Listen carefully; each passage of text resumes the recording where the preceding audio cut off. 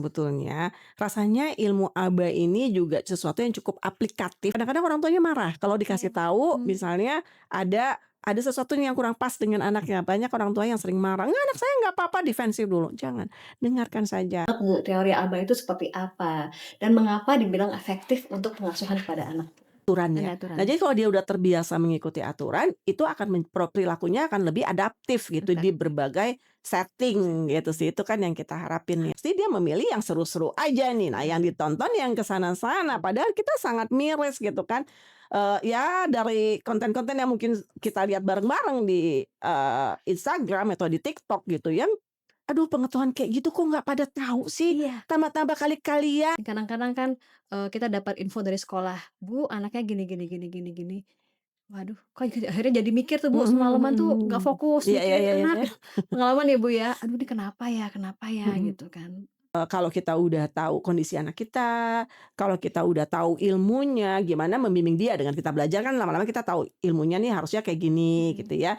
Ya rasanya itu kan menjadi sesuatu yang lebih menenangkan buat orang tua. Halo, saya Ruri. Saya Narasumber sekarang kita berada di kali ini Singapura adalah di Ibu Perancis Ruri di Ramadini dekat perbatasan dengan Suryawinata, Switzerland. Kali ini seorang kita Board membahas tentang Certified ABA. Behavior Apakah ABA? Analyst atau ABA itu adalah BCBA. salah satu metode Beliau yang memiliki latar secara ilmiah belakang terbukti pendidikan dapat Master of mengajarkan kemampuan Education kepada di anak-anak bidang dengan autism. Applied Behavior Sekitar 30 tahun Analysis yang lalu, Dr. dari Constance Arizona melakukan State studi University terhadap dan anak-anak telah autisme dan berpengalaman ternyata hampir mendampingi 50% anak-anak dengan yang spektrum autisme di berbagai negara. Mari kita menambah simak kedekatan dengan anak kisah dan dan juga wawasan bisa beliau lebih bahwa lanjut. sebetulnya terapi. Assalamualaikum warahmatullahi wabarakatuh, Bu Ruri. Waalaikumsalam warahmatullahi wabarakatuh, Mbak Fitri. Apa kabar Ibu? Alhamdulillah baik-baik, Alhamdulillah. heeh. Ibu terima kasih banyak. Mungkin hari ini sudah meluangkan waktunya bersama kita ini di podcast Parent Talk by Yuti Daycare Bincang Bareng Keluarga AMC. Ibu, hari ini kita mengangkat topik ya, Bu, ya. Topik yang mungkin, banyak nih saat ini ibu-ibu, orang tua yang merasakan, "Nih, anak saya perilakunya seperti ini, apakah normal apa tidak?" Mungkin hari ini kita akan judul topik kita itu adalah perilaku anak dalam, eee, mendukung tumbuh kembang anak yang optimal, Bu. Oh ya, Ibu, pada saat ini, Bu, kan anak-anak itu, banyak godaan ya, Bu, ya, apalagi dengan gadget, Bu. Untuk anak-anak yang sekolah itu sudah full memakai gadget, untuk kegiatan untuk saat belajarnya aja bukunya modulnya udah ada di dalam gadget gitu loh, Bu. Jadi harus otomatis kadang-kadang harus gini belajarnya, tapi kan kita nggak ngerti dia buka apa di gadget tersebut. Sedangkan balita-balita mungkin untuk makan aja harus pakai gadget biar anteng, yang penting dan orang tua akhirnya mikir, "Ah, ya udah deh yang penting mau makan," gitu. Nah, saya sekarang nih mikirnya, Bu, bagaimana, Bu, cara kita orang tua menganalisa perilaku anak-anak kita ini, apakah bisa mengganggu tumbuh kembangnya nggak, Bu, itu, Bu? Nah, itu juga nih gadget ya. Ya gimana pun gadget itu kan membuat, perilaku yang berbeda gitu. Jadi kalau kita mungkin dulu zaman saya gitu ya, atau zaman Mbak Fitri juga waktu masih kecil gitu ya, Iya, kita tuh, ya hidup, apa ya namanya, maksudnya kayak, hidup tuh kayak ada aturannya gitu mhm ya di mhm rumah gitu ya. Oke, makan bareng-bareng sama keluarga gitu ya, mhm, tidak misalnya nggak boleh nih, jadi kita di situ ada acara ngobrol tuh biasanya gitu dan selalu diusahakan bareng, paling nggak makan malam gitu ya. mhm, Nah, sesudah itu kan juga kita ya nggak ada yang mengganggu distraksi gitu ya. iya TV kalau zaman saya ya, TV itu zaman saya kan cuma masih terbatas gitu iya, kan. Jadi ya kita tuh kayak ya bener-bener family itu juga bener-bener, terkoneksi. Jadi secara sosial kita tuh juga ya menjadi manusia yang makhluk sosial gitu ya. mhm, Belum lagi ya nilai-nilai yang dimasukkan oleh orang tua kita itu kan bertahap gitu. Jadi yang masuk informasi yang masuk ke kita itu benar-benar ya sesuai perkembangan seharusnya gitu. Misalnya oke, sekolah kita mainnya dengan teman sebaya gitu kan. Terus kemudian di rumah pun orang tua biasanya kan umumnya memang sudah memahami, oh anak sekian ya masuknya nilai-nilai ini, oh mhm, ini masih kecil jangan dulu gitu ya. iya, Jadi kayak ada pemahaman yang memang secara umum sudah berlaku gitu, umur mhm sekian dikasih taunya ini, umur mhm, sekian harusnya begini gitu ya. Jadi ada termasuk di sekolah tahapan. sesuai ada tahapannya. Nah, sayangnya kan kalau di gadget itu semua masuk dan nggak kenal umur Iya, gitu ya. Udah bener, pasti itu mempengaruhi perilakunya dia gitu, belum lagi cara interaksinya juga berbeda gitu. mhm, Kalau dulu kita zaman sekarang anak gadgetan mulu ya di dalam rumah, ngajak keluar susah Iya, gitu kan. Nah, mhm, kalau zaman dulu kan kita kayaknya kalau nggak teman-teman tuh selalu ngajak main keluar, iya, narikin gitu pagi-pagi ya sekolah, pulang sekolah dan juga sekolah dulu nggak panjang kan. mhm, Terus kemudian kita masih ada waktu main di luar, itu teman-teman, "Ayo ayo main keluar," kita pun nggak mau main main, sama mereka ditarik gitu iya kan. bener, Nah, jadi kan, apa, nilai-nilai sosial itu sekarang menjadi minim. mhm, Bahkan kalau Mbak Fitri lihat nih zaman sekarang, termasuk kadang-kadang saya juga sih, keluarga saya sih sejujurnya ya. Kalau makan di restoran lihat, kita sama-sama nge-mall, makan di restoran sebuah keluarga, semuanya asik iya gadget sih, masing-masing gitu. Makanya saya sering bilang sama anak saya, "Taruh, taruh," mhm, gitu ya, "Boleh, oke bawa gadget taruh," gitu kan. Jadi di situ tuh nah bayangin dong anak-anak kita yang nilai sosialnya bisa mendapatkan apa saja kalau tidak diatur nih gadgetnya iya, ya, terus kemudian nilai sosial interaksinya juga minim. Bagaimana nanti masa depannya, gitu, dari sisi perilakunya. Belum lagi kalau kita bicara kebetulan saya banyak berkecimpung di dunia, kebutuhan khusus ya. Jadi yang namanya proses pembelajaran itu di bawah paling piramida perkembangan anak, itu yang paling bawah itu masalah motorik dan sensor. mhm, Nah, anak balita, iya, terus kemudian dia lalu kena HP, mhm, jarang main keluar, iya, nggak pernah misalnya kotor-kotoran ke pantai karena lebih tertarik di dalam, misalnya pergi keluar pun, lebih tertariknya di dalam yang ber-AC, dia nggak pernah main-main secara rutin ke playground misalnya, itu secara motorik dan sensoriknya bakal terganggu loh sangat gitu loh, terganggu ya, Bu, sangat terganggu gitu. Gini kita nggak bicara ABK, kita bicara anak tipikal mhm, gitu ya. Dulu mhm, kita biasa main di pasir, kita biasa misalnya zaman dulu kan masih kayak, naik pohon gitu kali ya anak-anak kecil ya, masih masih beraktivitas dengan beraktivitas alam, dengan alam, naik-naik, playground pun juga mhm, mungkin dulu ya masih belum yang terlalu canggih kayak sekarang, ada pedetnya dan mhm, sebagainya. Memang mhm, dari segi safety bagus, tapi sebetulnya, survival manusia itu makin lama makin rendah. iya Kalau bener, dulu tuh mikir gitu, kita mau loncat mikir nanti jatuh gitu kan. Jadi mhm, badan mhm, kita tuh belajar bahwa, "Oh, ini nih, jangan sampai jatuh ya," iya, gitu, "jangan mhm, sampai karena jatuh itu sakit." Nah, kalau zaman sekarang kan ya dari segi safety emang baik ya, tapi kan kembali lagi itu juga mempengaruhi perilaku mereka gitu. Jadi kayak, careless-nya mereka, tahu bahwa body saya di sini, jangan mhm, sampai mengganggu, badan saya gitu ya, badan saya luka dan sebagainya itu kan tentu agak terganggu gitu. Apalagi ya kembali lagi kalau anak nggak banyak main di luar, itu terganggu di sensoriknya, sensorik, motoriknya juga, mungkin, ya itu kita biasa lari, otomatis kan motorik kita kan sehat, iya terus bener, kemudian koordinasinya baik, ya mhm, semua itu mhm, menunjang ke atasnya kalau motorik dan sensoriknya baik, semua itu akan, proses belajarnya akan menjadi baik juga mhm, gitu mhm, loh. Dia lebih mhm, kuat tahap belajar, tahapannya sesuai gitu. Jadi bayangin kalau hal-hal tersebut tidak terlatih dari dini, ya itu akan tentu mempengaruhi perkembangan anak ke depannya mhm, gitu loh, mhm, proses pembelajaran ya. Jadi pembelajaran, maksudnya orang tua juga harus paham yang namanya proses pembelajaran itu tidak hanya misalnya masalah kayak dia, "Oh belajar tuh harus duduk di meja nih," gitu, "belajar," gitu ya. Nah enggak, justru proses pembelajaran anak-anak kecil nih terutama itu tuh bukan yang masalah dia tahu ABC 1, 2, 3 dan sebagainya gitu, jangan heeh, dipaksa ya orang tua gitu iya ya. iya bener, Karena bukan itu gitu, maksudnya pondasi dasarnya itu ya di motorik dan sensoriknya dia gitu loh. Ah, kebanyakan gadget, bagaimana itu terlatih mhm, gitu mhm, loh ya, mhm, iya. gitu. Bu, ketika anak-anak nih Bu, saya pun juga merasakan Mhm, hal yang sama ya Bu ya, ketika anak-anak misalnya, "Bun Bun mau makan tapi mau sambil nonton," mhm, "Bun hari ini kan libur, udah selesai ujian, mau main game," gitu kan, "Nanti dulu ya, sebentar dulu." Itu mereka akhirnya tantrum Bu, mmm, tantrum. Jadi itu kan bener-bener dampak yang negatif banget ya Bu ya. iya. Menurut Ibu nih Bu, solusi untuk saya itu seperti apa sih Bu, Iya. bagusnya Bu? Iya, jadi Mhm.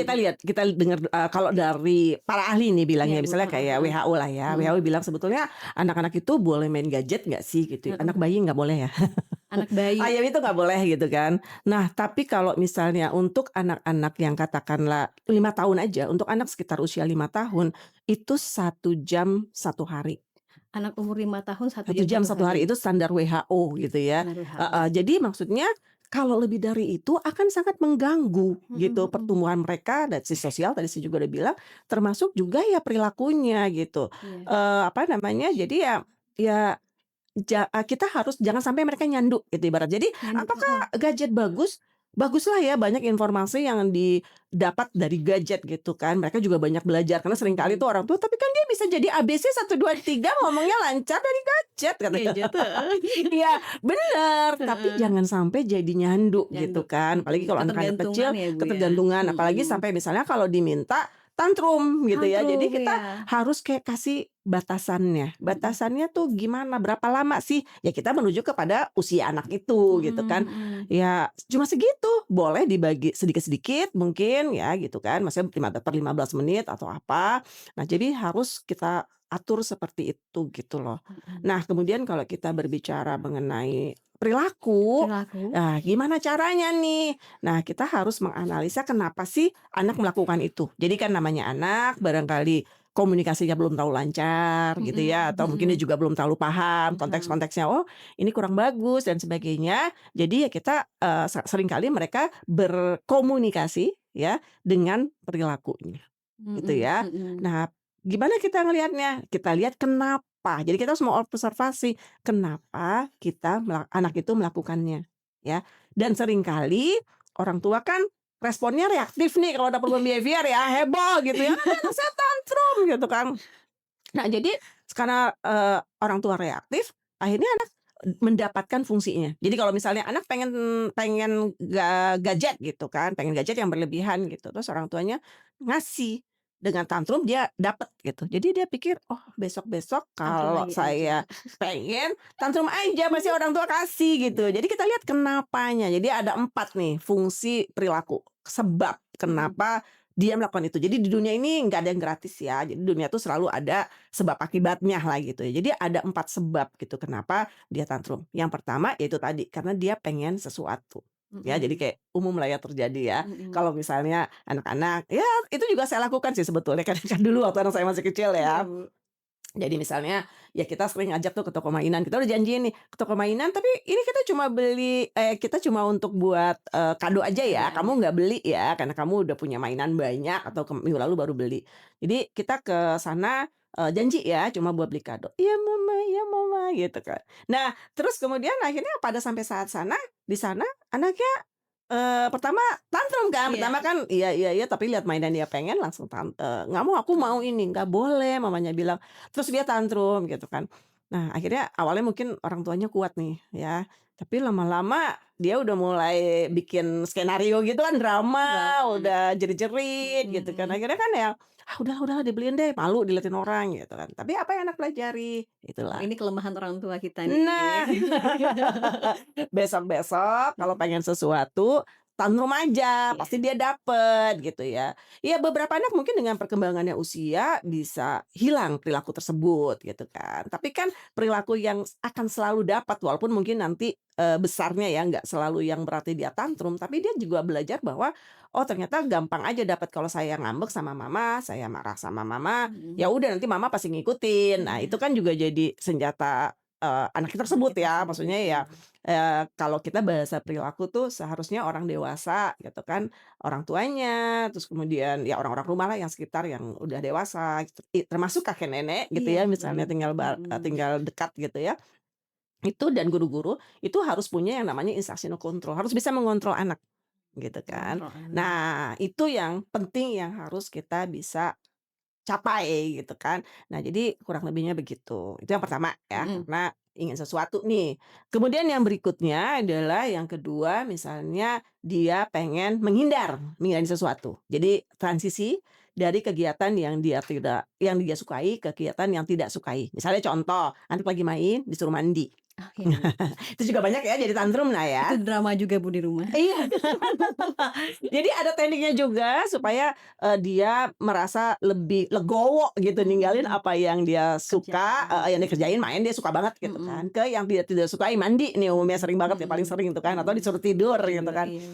Nah jadi yang harus kita lihat adalah, kita juga harus punya strategi gitu tapi ya bukan berarti terus ya kalau dia menghindar terus kita turutin jadi kayak seringkali, "Mandi," "Nggak mau, nggak mau," terus gitu ya, "Ah ya udahlah," gitu kan, "nanti aja." Tapi kan sebetulnya kalau kita lihat dari sisi anak gitu kan, oh ternyata sama juga nih, oh kalau saya tantrum saya, mau bisa ngerjain apa yang saya suka Suka aja, aja. memilih ya, memilih apa Mhm. yang dia bisa lakukan. Nah, padahal kan dalam konteks orang dewasa ya tentu kita tahu mana yang terbaik buat anak. Ini udah saatnya mandi nih, kalau udah kesorean dingin nih gitu kan Dingin, ya, iya, gitu kan. maghrib. Nah, tapi kita juga ada tekniknya sih. Yang pertama ya tentu kita juga ada strateginya. Misalnya, oh kita harus kasih kayak sama nih seperti ibu-ibu juga nih semua sama nih kayak Mbak Fitri nih misalnya gitu kan, lagi asik nonton, Korea gitu, Drakor. drakor gitu ya, terus bapaknya datang gitu bilang, "Ayo, apa namanya, Ma, aku, biatin kopi dong sekarang," gitu kan. Kita kan kalau lagi nonton kadang-kadang ada jeda-jedanya gitu ya, distract gitu kan. Nah, akhirnya kita bikin juga nih, Bikin. tapi kan dengan yang kayak, Mana gimana sih, gimana sih, gitu lagi ya, kurang asik-asik. rela lah gitu Heeh, ya, walaupun heeh. dikerjain juga gitu. Nah, tapi kan kalau misalnya papanya datang misalnya dia ngomongnya, "Ma, bikinin kopi ya." "Iya bentar ya, tanggung nih aku, mau menerima," gitu kayak, negosiasi kita bahwa, "Tanggung nih bentar lagi ya." Terus akhirnya kita mungkin akan pause di 2, 3 menit Mhm, kemudian. mhm. Kita kan ngerjainnya santai aja Santai gitu aja, ya, nggak iya. yang nggak rela yang pertama. Jadi sama anak-anak ini juga kayak gitu. Ya jadi kalaupun kita kasih kayak, "Oh kamu mau ini ya?" Gitu ya. Jadi kalau, "Ya udah, 5 menit lagi ya mandi," gitu. Jadi kayak ada aba-aba, ada Aba-aba. sounding-nya. Iya, Itu akan sounding. lebih apa ya, pasti diterima oleh anak gitu ya. Jadi dia kayak ada preparation lah, Iya, persiapan iya. bahwa ya udah habis ini udah siap nih waktunya mandi. Karena kan kalau kita ngomong jam, kadang-kadang anak-anak ini belum ngerti jam ya Iya, gitu kan, waktu pun mhm. juga belum. Tapi, 5 menit ya kita ajarkan gitu ya. Walaupun dia mungkin 5 menit belum terlalu paham, tapi dia ngerti kalau mamanya udah ngomong gitu, Udah pasti nggak prepare. lama lagi Siap saya udah harus siap-siap nih berangkat gitu, mhm. mandi gitu kan. Nah, kalaupun misalnya deket-deket, itu juga sama. Jadi kalau misalnya, deket-deket, "Yuk yuk udah ya, mama hitung 5 ya, nanti kita, apa namanya, langsung mandi," Langsung gitu. mandi. Oke? Ya udah, akhirnya dia bisa lebih menerima. Jadi 2 itu. Nah ya, yang ketiga misalnya ingin atensi. Nah, ini juga sering banget. Jadi dia melakukan perhatian cuma pengen dapat atensinya. Iya, iya, Ya, itu mhm, juga sering mhm. terjadi. Terutama misalnya Mhm. contoh, yang dia tahu adalah kalau, biasanya ini umum terjadi kalau baru punya adik. Oh iya. Punya adik Jadi barulah, adiknya baru perhatiannya lahir. kepecah ya, Bu, ya? Perhatiannya Betul, kepecah. otomatis Heeh. kepecah kan kita ya, dan mungkin biasanya yang semuanya buat dia, Heeh. ya. Sekarang kebagi. Nah, itu akhirnya timbul problem behavior tuh. Iya, Jadi iya. kayak seringkali rewel, belum lagi kalau orang ngasih kado. Dia nggak dapet. Iya, itu dia. Bener, bener, Bu. Jadi kan tadinya dia ibaratnya satu-satunya gitu, sekarang harus dibagi-bagi dan semua orang, center of attention, semua orang yang nengok ke adiknya, bukan ke dia Dia lagi. lagi. Nah, ini juga pernah kejadian sih sama kayak anak saya dulu, saya inget banget, anak saya kedua, saya punya anak yang ketiga gitu. Mhm. Selisih mereka sebetulnya cukup jauh ya, 4 tahun, Oh, dan 4 anak saya tahun. juga ya anak tipikal ya yang usia yang nomor 2 itu, dan ngomongnya juga luar biasa lancar. Jadi maksudnya kalaupun, ngomong lancar belum tentu juga mereka bisa mengungkapkan di Mhm, usia yang mhm. mendekati 4 tahun itu. Makanya saya, apa namanya, sedihlah gitu ya, ada, apa namanya, punya adik nih kok saya merasanya. Padahal waktu itu saya udah menyiapkan kado-kado juga gitu. Jadi ya karena dulu kan baca-baca gitu Iya, kan, iya. baca-baca, oh kayaknya supaya kakaknya nggak jealous kita bikin supaya dia, dapat kado juga. Jadi Mhm. adiknya dikasih kado, dia juga saya kasih ya cuma buku sebiji saya bungkus gitu ya. Iya, iya. Ternyata apa kejadiannya, anak itu ngompol di mana-mana. Oh, jadi cari perhatian ya, Bu, Cari ya? perhatian, Mhm, mhm. ngompol di mana-mana. Saya sampai, "Kak, kamu kan udah ya toilet training mah Mhm, udah mhm. setahun setengah kayaknya udah ya, Mhm. udah, ini." "Kak, kenapa kamu ngompol?" Aku lupa pipis," katanya. "Pipis kok bisa lupa?" Ya gitu. Habis itu dia nggak mau lagi kayak cebok di kamar mandi tuh nggak mau, maunya pakai tisu kayak adiknya. Oh, jadi mau ngikutin adeknya biar Iya, sama.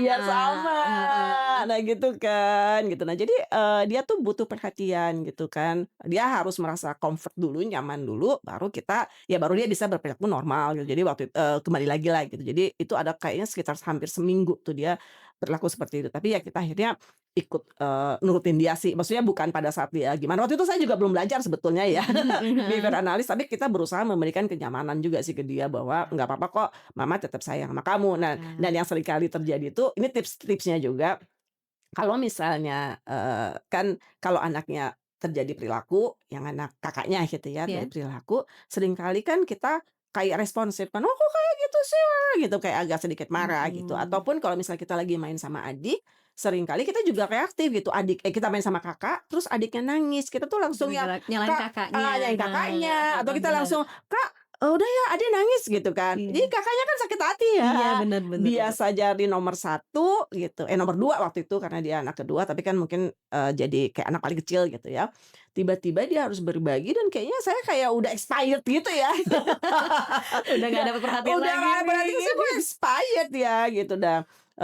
Makanya mungkin tipsnya juga buat ibu-ibu yang lain adalah kalau bayi baru lahir itu kan enggak, apa ya, maksudnya belum terlalu ngerti lah bahwa, ini tuh, yang gendong siapa gitu ya. Iya, Jadi ya heeh. nah tapi kalau untuk kakaknya itu kebekas juga nih bahwa kalau saya langsung begitu adiknya nangis saya ditaruh gitu ya, "Aduh Mama mau ngambil adek nih kamu," gitu kan. Itu kan Iya, agak sakit hati ya dan mhm, namanya anak bayi kadang-kadang nangis sedikit ya nggak apa-apa gitu. Jadi maksudnya jangan yang langsung. Jadi langsung. mungkin kita bisa kalau ada orang lain yang bisa menggendong, ya mungkin kita kasih orang lain dulu, "Tolong deh digendongin," gitu biar kita Mhm. tetap sama Kakak. Terus kita atau kalau nggak ada orang lain ya nggak apa-apa kita main mungkin beberapa menit sama Kakak, 1, 2 menit gitu kan.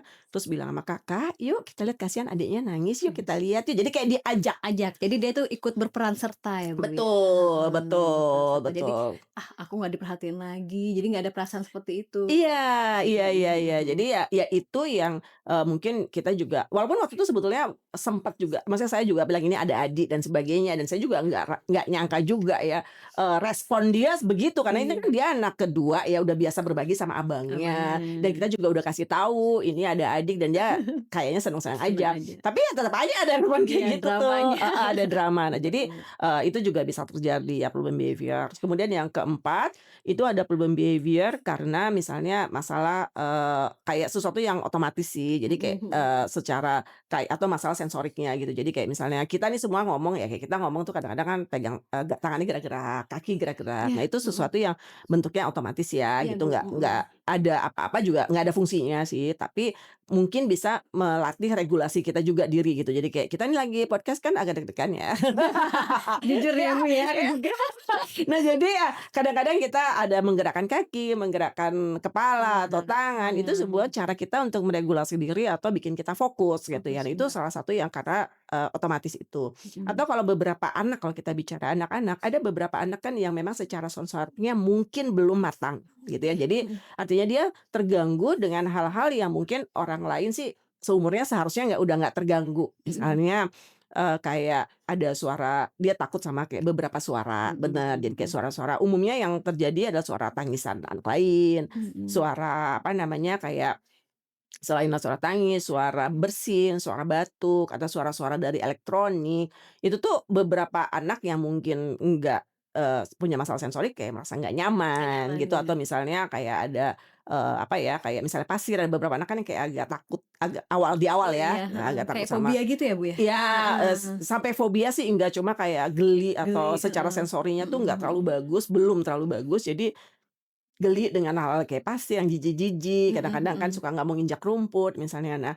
Nah, bisa jadi timbul problem behavior karena masalah-masalah tersebut Mhm gitu ya deh mhm. kalau jadi ya harus kita lihat sih, sebabnya kenapa nih ada 4 cuma 4 sebab itu gitu kan. Iya iya. Nah penanggulangannya gimana Iya, gitu heeh heeh. kan.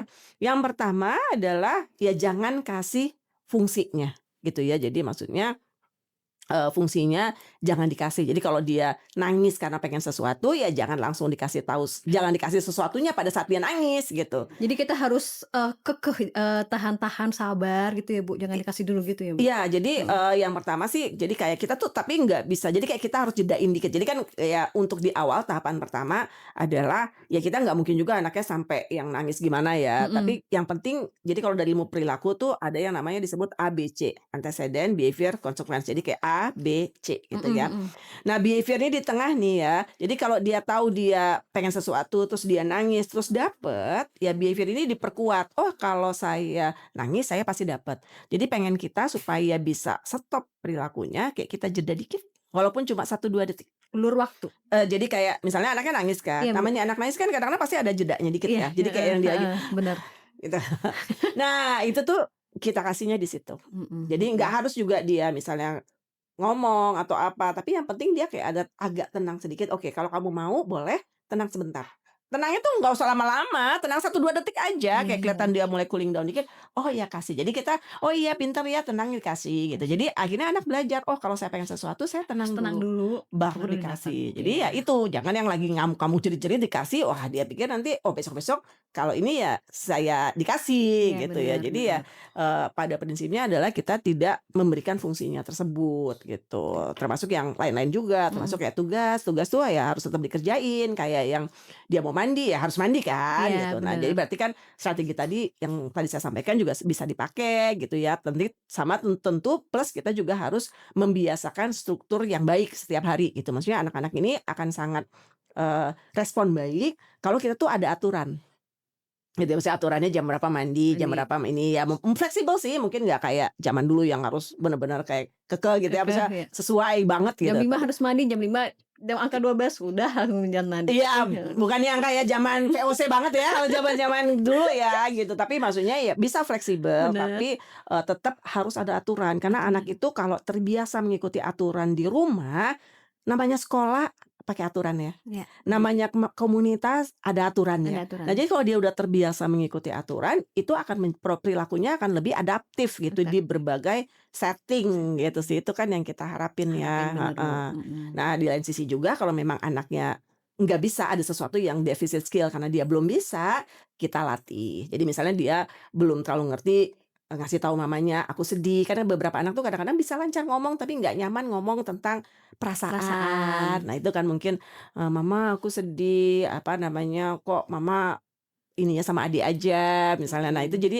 itu tuh perlu kita juga latih sih. Jadi beberapa yang, anak yang mungkin bisa berkomunikasi, tapi ada beberapa hal yang mungkin dia nggak nyaman ngomongin, ya itu mungkin yang perlu kita latih lagi gitu kan ya. Jadi ya atau kalau yang tadi punya masalah sensorik, dia nggak nyaman dengan, suara-suara atau dia nggak nyaman dengan kayak tekstur Bener tertentu, tekstur. ya kita latih. Bukan dengan dipaksa ya, bukan dengan, oh dikasih dia takut sama pasir langsung aja diceburin gitu di pantai gitu, maksudnya ditaruh di pantai terus dia jerit-jerit, enggak sih. Tapi kita pengennya memberikan pengalaman yang baik. Baik. Jadi kayak, "Ayo sebentar yuk di ini dikit," kasih dikenalin dikit-dikit pasirnya dan sebagainya Kalau kita gitu. mendapat kayak misalnya Bu, kayak kalau kita mendapatkan penolakan dari Mhm anak tersebut gimana Bu? mhm mhm Penolakan nih misalnya, "Dek ayo kita, bermain pasir yuk." Yang tadinya dia mhm anak takut sama pasir gitu, "Enggak, aku nggak pernah nggak akan mau main pasir," mhm gitu kan. mhm. Karena mungkin di hati itu udah, "Wih aku nggak bisa nih," gitu. Ya ya ya Heeh ya. heeh. Ya itu jadi makanya sama sekali jangan dipaksa yang pertama gitu ya, jangan bukan berarti, nanti juga kayak yang itu tuh kita paksa kayak orang belajar berenang, kita ceburin aja. Kan ada kayak gitu Tenggelam ya, dong. metode VOC itu kan VOC. ya, zaman dulu juga banyak dipakai, nanti dia kan banyak yang begitu kan, Heeh. ada lah yang begitu. Nah, kalau dari sisi perilaku pengennya tuh dia melakukannya dengan senang hati gitu. Pakai apa supaya dia mau gitu kan, apa yang Oke. kita kasih gitu ya. Jadi kalau dari sisi ilmu perilaku tadi kan ada A, ada B, ada C C, ya. heeh. Kalau yang tadi dalam rangka kita, menurunkan masalah perilaku nih gitu ya, Perilaku. supaya kita jedain dikit, terus kemudian ada, apa namanya, jadi agak, hilang nih perilaku yang Mhm mhm. diinginkan. Nah, kalau yang untuk proses belajar sama, teorinya juga sama A, B, C. B itu behavior yang di tengah, A itu antecedent, kejadian sebelumnya, Mhm. C itu konsekuensinya. Oke. Oke, jadi konsekuensi yang diberikan untuk behavior baru, kan kita ingin mengajarkan behavior baru Baru, nih, heeh. misalnya berkenalan dengan pasir Iya gitu ya. iya. Nah, ini kan, pengalaman berkenalan dengan pasir ini harus menyenangkan, supaya anak itu mau Yes. ngelakuinnya lagi Iya dengan iya, senang senang hati, hati. tidak ada paksaan, Tidak ada bener. paksaan, cuma kita bermain di targetnya. Jadi Mhm. kalau misalnya target di sini, target di atas nih ya kalau di ABA, jadi kayak target di atas di mana target kita adalah anak dengan senang hati, wih, bermandi-mandi dengan pasir misalnya gitu ya, kayak anak-anak kecil biasa kan, wah mandi pasir gitu kan. Nah targetnya anaknya ada di sini, bahwa anaknya tuh sama pasir aja takut gitu Takut, ya, iya. geli gitu, pengennya digendong setiap ke pantai. Ini kan target kejauhan ya, kalau kita paksa ke sini, yang ada anaknya marah, anaknya Mhm nangis gitu mhm. kan, malah jadi trauma. Jadi yang kita lakukan adalah menurunkan target di level yang kita yakin anak bisa Oke. capai. Jadi benar-benar di target yang paling rendah ya, kita Mhm. yakin anak bisa capai. Nah, terus kemudian yang berikutnya adalah, eee, supaya dia mau ngelakuin, ini kan targetnya udah di sini udah pas banget Iya nempel di iya atas bener. dikit banget ya, supaya dia melakuin perlu pelicin. ya kan, pelicin. Kalau Pelicin. kita bahasa kita disebutnya reinforcer, tapi semacam reward ya. Reward jadi sesuatu yang memang kita akan berikan kalau memotivasi dia untuk mau mengerjakan apa yang kita suruh, yang akan kita berikan kalau dia melakukan itu. Mhm. Semacam reward, tapi nggak sama persis kayak reward, semacam, tapi nggak sama persis. Jadi kalau, reward itu kan, ya asumsi aja dia suka gitu, belum Mhm tentu dia mhm. mau pada saat itu gitu kan. Mhm. Nah kalau reinforcer itu yang memang meningkatkan sesuatu yang kita tambahkan, yang memang meningkatkan perilakunya. Bisa juga jadi Bu kata-kata positif buat nguatin dia, Bisa, bisa jadi ya ya? apapun, Mhm. reward ini kan bentuknya yang memang terbukti meningkatkan perilaku. Iya, Jadi tergantung apa? Tergantung anaknya. anaknya. Kalau misalnya anaknya dengan Kata-kata kata-kata positif positif, aja udah happy, ya dengan senang hati, hati, kita nggak perlu repot. Tapi kan ada beberapa anak yang mungkin juga kadang-kadang masih kecil, kata-kata positif tuh belum terlalu paham. Iya benar Ya, benar jadi benar. kita harus bermain di level anaknya Level gitu. anaknya. Mungkin sesuatu yang lebih bentuknya, apa ya, jelas gitu, apa ya, entah mungkin bisa jadi kue, bisa jadi susu, Susu. bisa jadi sesuatu, atau misalnya bisa juga hugs dari mamanya Mhm gitu ya, apa mhm. aja, atau ciuman dari mamanya gitu kan. Nah jadi waktu suruh ngerjain karena dia nggak suka pasir, kita kasih target pertama cuma mungkin pasirnya diaur-aur aja di sini gitu ya, taruh sedikit gitu kan. Nah di situ, oh diaur-aur gitu, dia nggak mau, tapi kalau, "Eh ini dulu ya sedikit ya, dia sedikit, habis itu nanti sayang mama," misalnya kayak gitu kan. Mhm. Ya udah dia mau tuh, sebenarnya dia nggak mau, tapi karena ada, "Oh sayang mama habis ini," gitu kan. Ya Tahu udah oke lagi. dia kerjain dikit, cuma dikit aja. Dah setelah dikit kita kasih, "Oh pinter banget," kita kasih afirmasi yang Positif. dia mau, yang Mhm. tadi kembali lagi ya tergantung apa yang dia mau. Atau dikasih kue kecil dikit, terus lagi udah dia senang, tenang, "Oke lagi ya," gitu ya, "lagi," gitu. Jadi pelan-pelan. Nah akhirnya begitu dia sudah nyaman dengan kita aur-aur, kita naikin lagi levelnya, Levelnya. mungkin kakinya di-dip-in di dalam kaki aja Pasir, nih, heeh. di-dip-in di dalam pasir gitu kan. Ya udah gitu, terus kemudian makin lagi tambahin sampai, paha ya gitu. Mhm Jadi kayak mhm. gitu loh Tahap bertahap. Akhirnya kan nyampe tuh di atas ya, di kan atas pasti nyampe, targetnya di pasti atas sampai ya, Bu, sesuai ya, dengan target heeh. dia bisa, wah mandi-mandi pasir gitu kan. Nah, tapi kan dalam proses itu anak belajar untuk senang, dalam proses belajarnya kan senang, Iya nggak ada ketakutan dan senang. iya, Jadi anak yang tertanam dalam anak adalah, "Oh kalau belajar itu menyenangkan ya, menyenangkan. kalau saya ada yang nggak suka, mama memahami saya, melatihnya pelan-pelan, apalagi banyak dikasih hadiah, Iya iya, yang reinforcement mhm itu." Nah mhm. jadi itulah yang kita harapin dalam proses apapun sebetulnya dalam penguatan perilaku, kalau kita mau ngelatih sebuah perilaku, secara prinsip itu yang dilakukan gitu Iya, apa namanya, dalam terapi ABA sih ya, dalam iya. konteks ABA. Aba, oke baik. Oke, Oke oke, oke. Bu Ruri, tadi kan kita sudah mencoba menganalisa perilaku anak ya, Bu, ya. Tapi Bu, kan kita sebagai orang awam kan kadang-kadang nggak ngerti Bu, apakah anak kita ini untuk perkembangan sosialnya, kognitif, komunikasinya, atau psikisnya itu apakah sudah sesuai dengan umurnya? Saya mungkin menanyakan Bu, kalau tidak hanya terbatas pada balita aja ya Bu ya, kalau kadang anak umur 5 tahun, umur 7 tahun kadang-kadang, sifatnya tuh mungkin nggak mencerminkan umurnya gitu ya Bu ya. Jadi bagaimana Bu cara untuk, mmm, biar tahu nih apakah sesuai Sesuai dengan dengan umur atau tidak.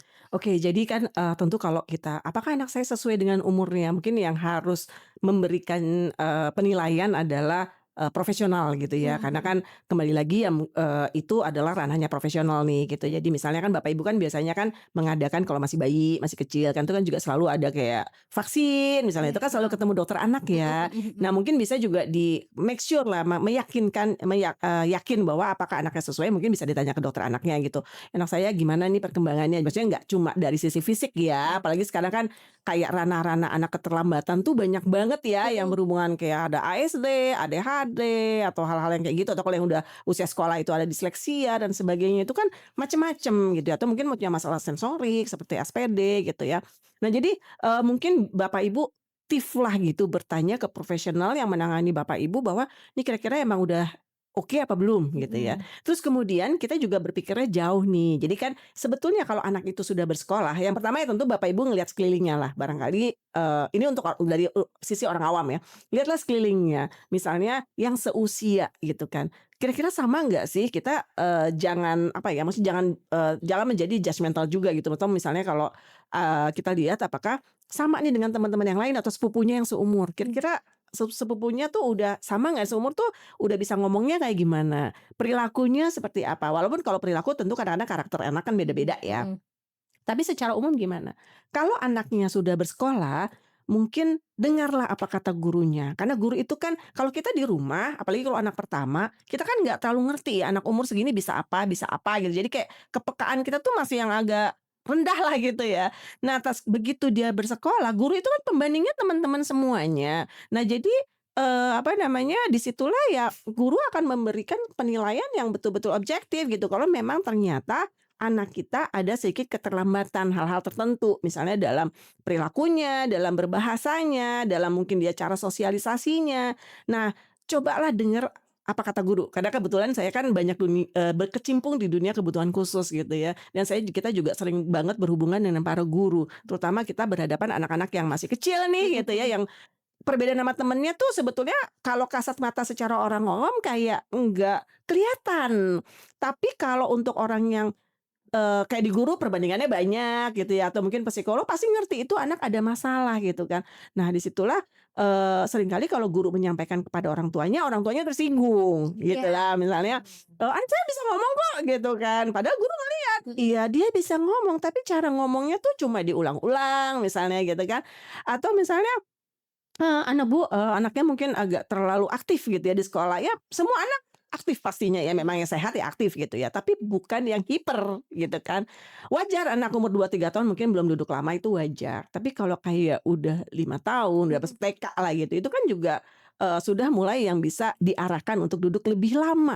Terus anak kita masih banyak yang jalan-jalan misalnya gitu ya, walaupun dia pinter ABC 1 2 3, sejujurnya ya ABC 1 2 3 maksudnya secara kognitif itu tidak menunjukkan perkembangan yang lain. Maksudnya IQ kognitif ada beda lagi nih. Ada yang mungkin secara emosional sosialnya emang udah sesuai apa enggak. Mhm. Dan anak itu memerlukan semuanya untuk dia bisa sukses di masa depannya, gitu kan. Iya. Ya maksudnya IQ-nya baik, tapi kalau perilakunya enggak baik, ya kan kontrol emosinya enggak baik, iya dia juga nggak banyak temennya, Iya. atau dia pun juga jadi belajarnya jadi susah di sekolah gitu, karena dia nggak bisa fokus, Fokus. ngelihat apa dikit marah misalnya kan, dan nggak bisa mengontrol emosinya. Mhm. Atau jadi ya, eee, coba untuk tahu apakah anak saya sesuai apa enggak, ya memang harus dengan profesional ya, dengarkanlah pendapat orang-orang yang, memang menangani anak Bapak Ibu gitu ya. Kalau udah mulai raise concern, sebaiknya kalau udah mulai concern gitu kayak ada yang, "Kok nggak pas ya? Saya merasa hati kecil saya kayaknya nggak pas nih anak saya." Langsunglah ke klinik terdekat gitu ya, nggak usah yang malu, nggak usah yang merasa kayak, kalaupun ada keterlambatan jangan yang kayak, "Oh aib gitu ya, salah saya," atau menyalahkan diri sendiri, "Oh ini karena saya, Jadi karena" overthinking ya, Bu? jadi overthinking Mhm. macam-macam, enggak. Cobalah ke profesional terdekat, tanyakan apakah anak saya itu memang normal ya, atau memang perlu intervensi dini. Nah, pentingnya intervensi dini kalau kita tahu bahwa yang namanya otak anak tuh di bawah 5 tahun masih plastis. Makanya yang dibilang golden age itu Udah penting. bener. Kalau anak Bapak Ibu membutuhkan intervensi dini, ya itu sebisa mungkin semakin dini semakin baik gitu. Mhm. Jadi kalau kita apalagi dari sisi ilmu saya, intervensi dini kalau anak terlihat perkembangannya semakin kecil itu semakin baik. Karena kita pengennya melatih banyak kemampuan yang barangkali dia tidak bisa, pick up langsung dari lingkungan, ambil langsung dari lingkungan gitu ya. Nah, kita mungkin perlu ada intervensi yang emang ngajarin dalam konteks yang terapi nih, atau stimulasinya harus yang bener nih gitu kan. Nah, jadi dari situ harapan kita dia bisa mengejar ketinggalan temannya di usia golden age tersebut, gitu sih. Jadi ya, parenting sekarang harus proaktif ya Bapak Ibu, Iya. apalagi betul-betul godaannya itu banyak sekali gitu. Godaan kemungkinan gangguan dari Bapak Ibu tuh anaknya banyak banget, yang tadi saya udah bilang, nggak pernah keluar anaknya, Iya. ya nggak pernah keluar berarti motoriknya nggak terlatih dengan baik, dengan seharusnya. Itu yang piramida belajarnya itu juga bisa jadi sulit. Fokus dari Fokus ya. kecil mainan Oke. gadget Baik. itu kan semuanya kan bentuknya walaupun betul mungkin ada ABC 1 2 3, tapi bentuknya tuh sangat membuat anak sangat overstimulasi gitu loh jadinya. Karena mereka bentuknya biasanya pendek, terus ada warna-warni, Warna-warni. ada yang cepet gitu ya lagu-lagu, dan itu membuat anak bukannya belajar dengan sesuai umurnya, tapi jadi kayak dipaksa gitu kan. Untuk belajar. belajar. Kalau misalnya kita suka bicara, banyaklah dibicarakan ya kayak, eee, proses pengajaran yang katanya paling baik tuh kayak di Finlandia gitu kan. Nah itu kan lebih banyak bukan masalah ABC 1, 2, 3 ya, lebih banyak kepada ya penguatan di, dasar-dasar mereka gitu ya, motorik, sensoriknya, terus kemudian pengenalan alam dan sebagainya gitu. Jadi bukan belajar tuh buat anak-anak, Bapak Ibu mungkin harus ditempatkan pada porsinya. Gitu. Jadi, kalau memang waktunya belum ABC 1, 2, 3 nggak usah Jangan dipaksa. dikejar. Iya jangan. Jangan ngejar kayak sesuatu yang, ah, dia harus sudah bisa baca di usia 3 tahun terus bangga banget gitu ya, 3 tahun udah bisa baca. Tapi kan bukan itu anak usia 3 tahun gitu, anak 3 Iya, tahun justru kita menguatkan fondasi-fondasi dasar tadi gitu ya. Jadi dengarkan pendapat orang-orang tersebut, kemudian dicek apakah benar ke profesional, dan kalau memang ternyata anak Bapak Ibu ada gangguan, ada keterlambatan, eee, langsung ditangani. Karena hasilnya untuk dia bisa mengejar ketertinggalannya akan lebih besar kalau usianya semakin dini semakin baik, gitu. Terus Bu, ini kan saya juga pernah dapat info kalau Ibu ini sudah mempelajari ilmu terapi untuk ABA ya di Amerika, Bu. Nah kan kita ini mungkin masih belum kenal banget Bu teori ABA itu seperti apa, dan mengapa dibilang efektif untuk pengasuhan kepada anak? Ya, jadi ABA yang saya pelajari ya, ABA itu kan ada Applied Behavior Analysis. Jadi ABA itu sebetulnya awalnya di bawah ilmu psikologi gitu kan.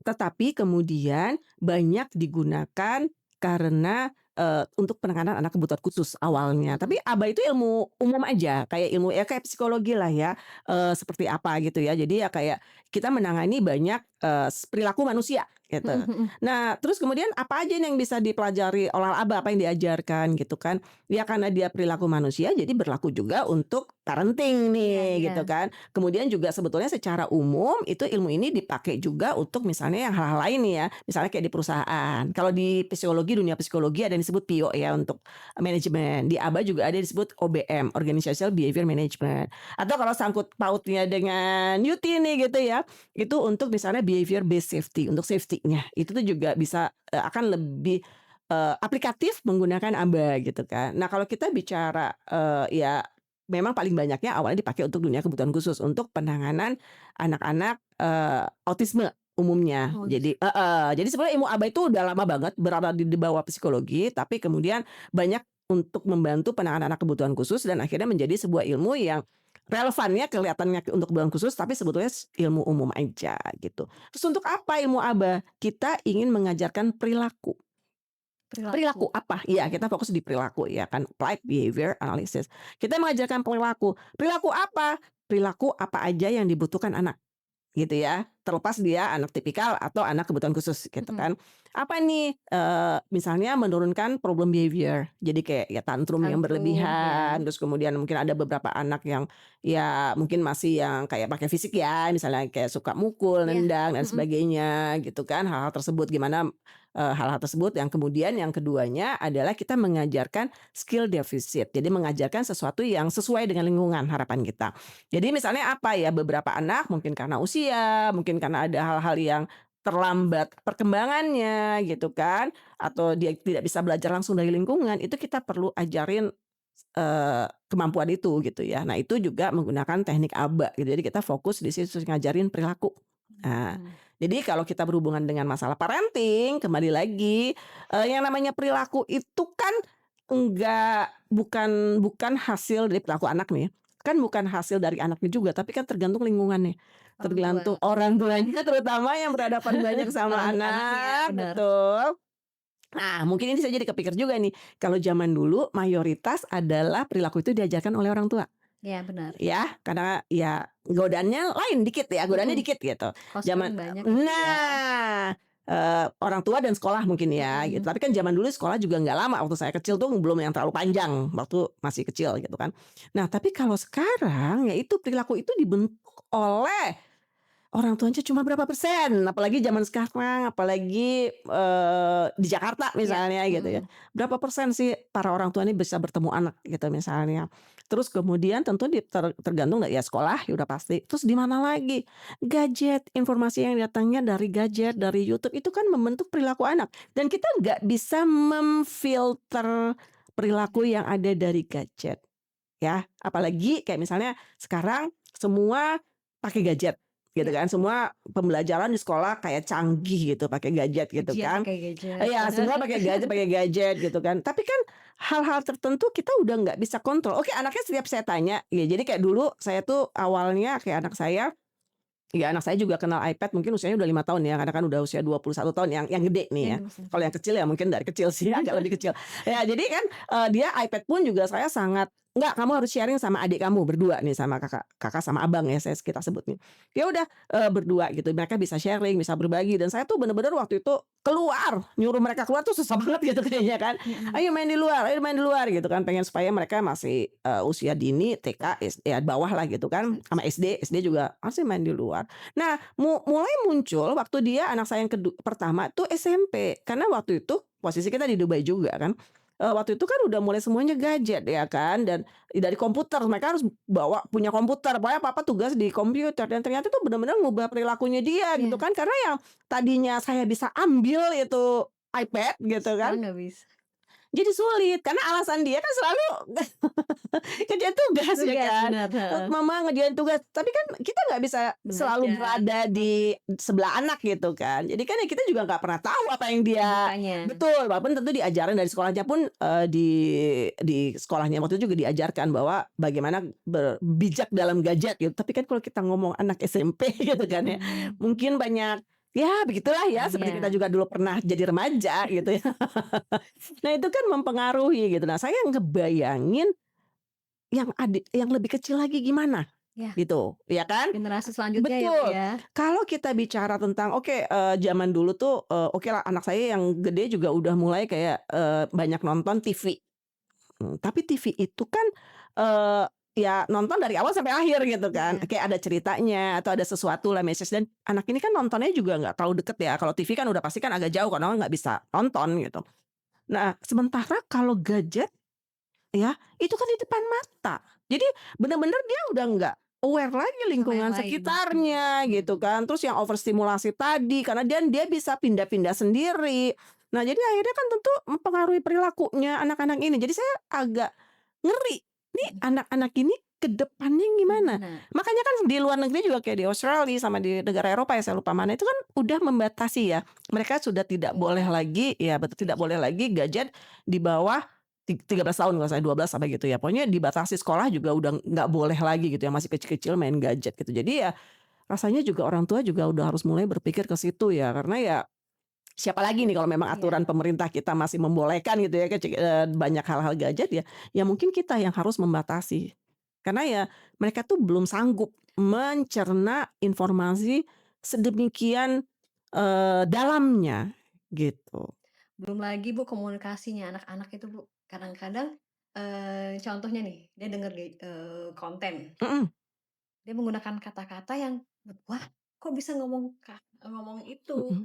Kamu tahu nggak artinya?" Padahal tidak tahu sama sekali Iya. artinya itu loh, Bu. Iya iya Itu iya sangat iya. sangat benar-benar mengkhawatirkan ya, Bu, ya? Betul betul betul betul, Mhm. apa maksudnya awalnya mengkhawatirkan bahkan yang menurut kita positif itu kadang-kadang nggak negatif, kayak kebetulan anak saya kedua ini anaknya agak sensitif, overthinking gitu ya. Mhm mhm. Jadi, dia itu kan, dia sebenarnya seneng banget baca. Dia sebenarnya kalau gadget ya tetap ada gadget, tapi tentu dia mencerna banyak dari gadget dan juga dari baca, karena dia seneng baca gitu kan.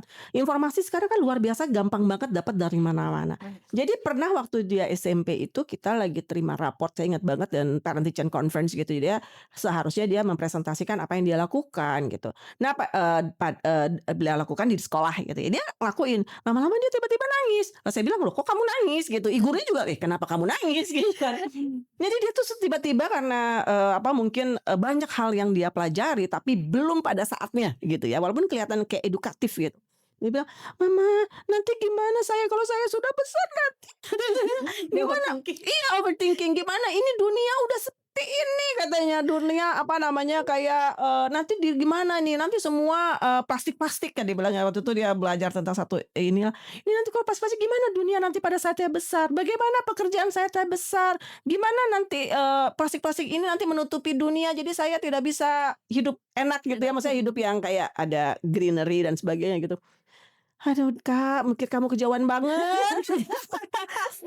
Maksudnya ya, itu tuh usianya berapa ya, sekitar 11, 12 tahun gitu. Jadi tapi maksudnya kan ya informasi yang kelihatan positif bahwa dia juga banyak belajar hal-hal yang pengetahuan umum gitu ya, kayak hal-hal tertentu dia baca di koran dan sebagainya. Tapi kalau itu tidak terfilter, dia juga akan menjadi yang jadi overthinking kan juga jadi takutnya mentalnya down juga Down juga, gitu. Jadi dia bener. bilang tapi ya tentu ya kita kasih penguatan-penguatan lah, kita cerita-cerita akhirnya dia nggak ada masalah lagi. Tapi maksudnya ya sedemikian informasi yang mereka belum saatnya untuk menyaringnya gitu ya, terus dapat informasi yang luar biasa dari mana-mana, bisa juga membuatkan anak-anak ini ya takutnya mentalnya Bener. gitu Jadi kan, gitu bener-bener sih. banyak banget pengaruh negatifnya sebenarnya ya, Bu, ya. Iya, positif dan negatif, Ya nah positif kita harus negatif. manage sebagai orang tuanya Iya, gitu aja sih. Bu, untuk tadi sempat sounding membaca membaca. Sekarang kan minat anak-anak ini sangat jauh ya, Bu, ya, Mhm. membaca.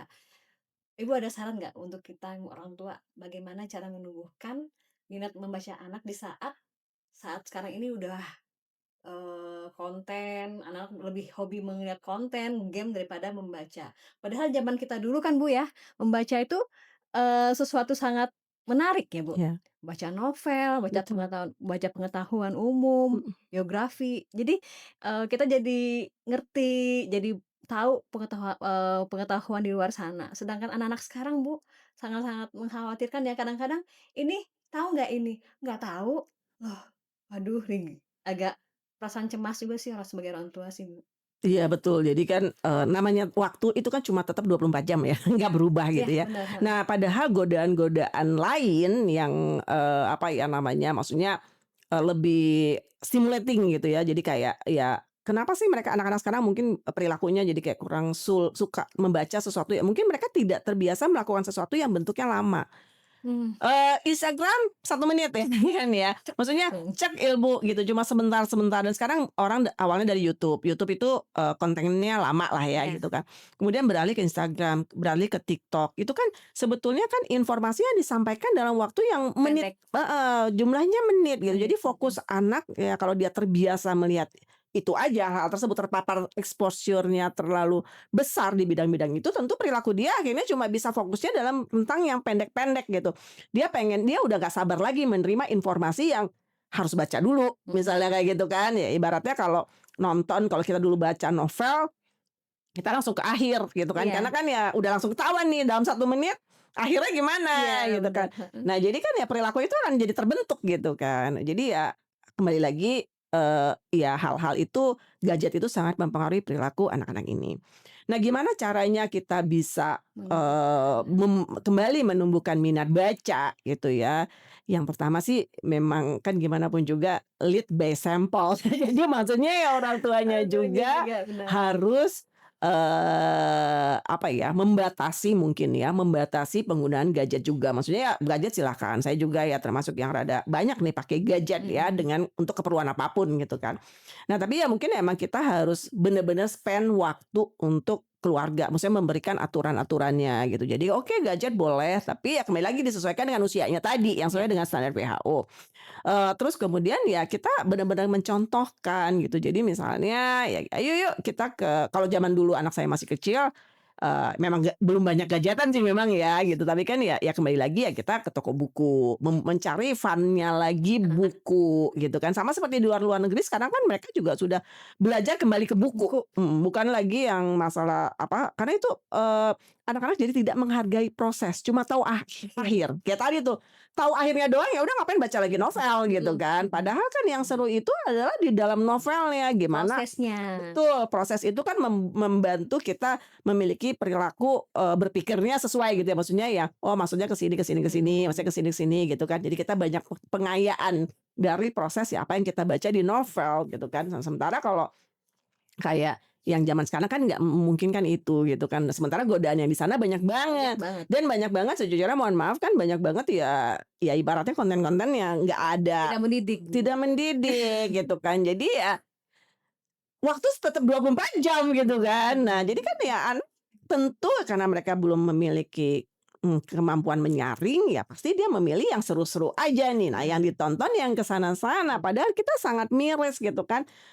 Ya dari konten-konten yang mungkin kita lihat bareng-bareng di, Instagram atau di TikTok gitu ya aduh pengetahuan kayak gitu kok nggak pada tahu sih, Iya, tambah-tambah kali kalian gitu, hal anak dasar ya SMA Bu kok ya, bisa nggak tahu sih, padahal kita dulu gape banget tuh ngapalin gitu ya waktu bener, SD SD. gitu kan. Jadi kan miris mau jadi apa? Ya Mhm, mungkin memang ada pengaruh, Covid.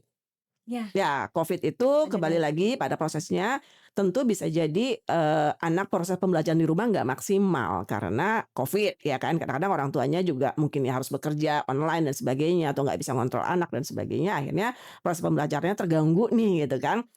Tapi kan Covid-nya udah lewat, ya Iya, kan? Jadi ya harus move dikejar. on, kita harus Udah move on. bener, udah selesai tuh zamannya yang online-online. Ayo Online. kita kembali lagi ke dunia kita, dunia Iya, manusia yang sosialisasi, yang kita menghargai proses dan proses. sebagainya gitu ya. Kita contohin nih, oke yuk kita ke toko buku lagi gitu kan dan sebagainya. Gimana dengan buku online misalnya gitu? Mhm, Ya mungkin kembali ke umurnya ya. Jadi kalau misalnya kalau saya sih lebih memilih kalau anaknya benar-benar fisik. masih kecil itu yang bentuknya fisik. Kenapa? Karena di situ tuh juga banyak stimulasi yang, apa ya namanya, lebih baik buat mereka. Apalagi kalau misalnya kayak toddler gitu kan banyak buku-buku yang emang secara sensorik Iya ya, Bu, bisa dipegang, bisa dia pegang. rasakan, Mhm, bisa dibuka-buka gitu kan. Itu memberikan ya kembali lagi tadi loh, motor gen sensorik itu bagus loh Bapak Ibu, jadi jangan mikir cuma isinya gitu, anak bisa 1, 2, 3, 1, 2, 3, gitu kan. Enggak loh gitu kan. Ya jadi ya disitulah yang harus kita kembalikan lagi masa kecil mereka gitu ya, rasanya ditempatkan lagi di porsinya masing-masing, terus kemudian kita, banyak waktu lagi untuk membaca. Mungkin kita juga harus mencontohkan contoh lagi mhm, membaca gitu, karena kan anak-anak ngelihat orang tuanya gimana. Ya hal-hal tersebut ya menurut saya sih perlu dilakukan supaya anak senang membaca membaca. Iya gitu, dan bener. jangan lupa ya kita yang apa yang mereka baca mungkin bisa didiskusikan nih Mhm, dalam keluarga, ini tadi baca apa, tentang apa, dan sebagainya gitu. Karena ya nggak ada ruginya loh ngebaca karena benar-benar buku itu kan jendela dunia bener Mbak, banget gitu mhm. sih. Salah satu kunci kesuksesan ya Bu ya. Iya iya, betul. Bu Ruri, tadi kan kita sudah membahas Bu, ABA itu apa, bagaimana, prosesnya, dalam pengasuhan anak. Nah sekarang nih Bu, saya mau nanyain Bu, bagaimana teknik ABA itu yang kita bisa diterapin sebagai orang tua Bu? Iya jadi, sebetulnya ini, pertanyaannya untuk orang tua normal, maksudnya anak-anak tipikal atau untuk anak-anak yang berbeda nih? Ada 2 nih bisa atau mungkin bisa dijelasin dua-duanya Bu, kadang-kadang kan mungkin ada mungkin audiens yang mungkin, punya kebutuhan Oke. ada yang kebutuhan. Iya, secara prinsip gitu ya. Mhm, Jadi secara prinsip tadi lagi kan kita ngomong bicara kalau dari teorinya itu kan A, B, C, C ya. ya Jadi ABC. ada A, antecedent kejadian sebelumnya, ada B, behavior gitu ya di tengah dan ada konsekuensinya. Nah, kalau kita bicara tentang pengasuhan misalnya kita mau pengen anak belajar gitu Mhm, ya, belajar ya rutin lah gitu ya. Nah, jadi, yang harus kita lihat ya ini, jadi perilaku yang di tengah, perilaku iya, belajar ini kita pengen anak pengen belajar dengan rajin, dengan semangat gitu ya. Perilaku di tengah itu sangat tergantung dengan C-nya. Sesudahnya apa gitu, sesudahnya menyenangkan atau tidak gitu kan, yang dikasih menyenangkan atau tidak. Jadi sangat tergantung dengan reinforcement-nya.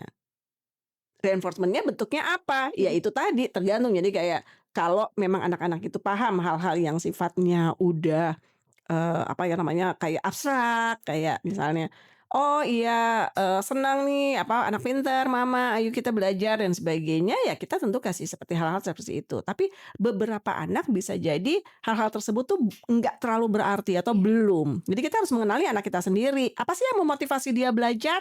Nah itulah yang kita coba gali di situ, gitu ya. Kalau untuk anak-anak yang memang mungkin, tergantung usianya juga, kalau mereka memang sudah bisa sesuatu yang paham jangka panjang misalnya gitu kan, ya, itu bisa diberikan ya dalam jangka yang panjang, mhm, walaupun ada mungkin kecil-kecil. Jadi misalnya contoh, kita pengen, ini baru kenaikan kelas nih gitu iya, ya. Mungkin kalau sekitar bulan nanti habis masuk lagi gitu kan, terus kemudian kita pengen bilang bahwa, "Yuk belajar lagi nih, kamu kan udah katakanlah kelas 6 SD," gitu ya, "kelas 6 SD nih kamu harus nilainya bagus supaya waktu SMP ya kamu dapat SMP yang bagus," gitu iya, kan. Nih baru masuk bulan, Juli, Agustus, September gitu kan. Nah sementara belajarnya kan lama tuh mhm, sampai bulan, Juni lagi nih kan, dia Mei ya mungkin ya udah mulai, ujian ya April, Mei gitu kan. Nah jadi konteksnya kan panjang, jadi kita harus barangkali kita bisa memberikan hadiah-hadiah kecil di antaranya supaya tetap memotivasi dia belajar gitu. mhm, Dan hadiah tuh nggak harus yang terlalu yang besar atau apa, mungkin hadiah besarnya nanti di pada saat ending, dia ending-nya gitu kan.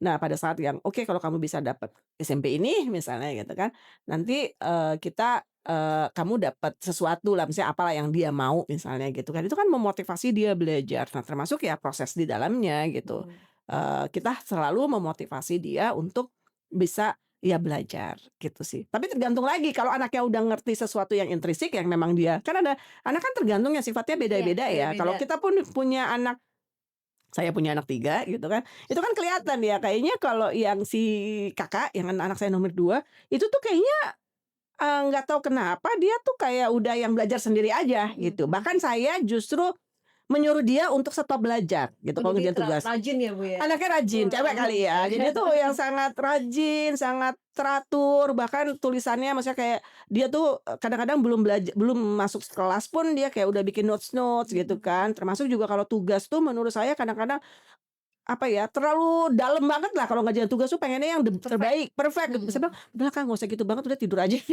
Udah malah begitu, malah kasihan sama dia gitu, karena dia terlalu overthinking harus dapat bagus dan Mhm. sebagainya. Ya kita senang sebagai orang tua. Mhm. Tapi kan saya nggak mau juga anak saya cuma terpaku kayak takutnya dia ya alhamdulillah sampai sekarang baik ya, tapi kan maksudnya namanya dunia kan ada kegagalan dan Iya. sebagainya gitu. Jadi kan kalau dia taunya yang bagus bagus bagus perfect ya takutnya gimana lah gitu. Jadi Mhm. paling enggak ya Nggak udah atau slow down aja, karena kalau dia terlalu banyak belajar dia kan perlu main. iya, Nah jadi refreshing ya, Bu, ya? iya perlu menjaga kesehatan mental kalau zaman sekarang dan Mhm. perlu main sama temennya, nggak usah terlalu pikirin lah gitu Mhm. bersekolah gitu. Jadi ya kalau untuk, parenting-nya anak saya ini saya malah mendingan, "Yuk kita Kak jalan-jalan aja Kak," gitu ya, "Ayo ke mana Kak," gitu, "Ah, main sana sama temen kamu," gitu. Jadi kayak main tuh malah disuruh gitu Iya ya. iya. Sementara si Abang anak saya yang pertama, ya Allah gitu ya. Disuruh dulu belajarnya ya?